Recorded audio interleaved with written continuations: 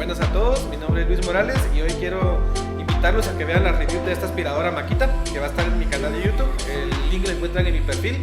También vamos a hablar de la aspiradora Craftman de 16 galones y los usos que tengo para mi taller, para mantenerlo limpio y siempre ordenado. Sería un gusto, por favor, que lo fueran a ver. Gracias. Buenas a todos, mi nombre es Luis Morales y hoy quiero invitarlos a que vean la review de esta aspiradora Makita que va a estar en mi canal de YouTube. El link lo encuentran en mi perfil. También vamos a hablar de la aspiradora Craftman de 16 galones y los usos que tengo para mi taller, para mantenerlo limpio y siempre ordenado. Sería un gusto, por favor, que lo fueran a ver. Gracias.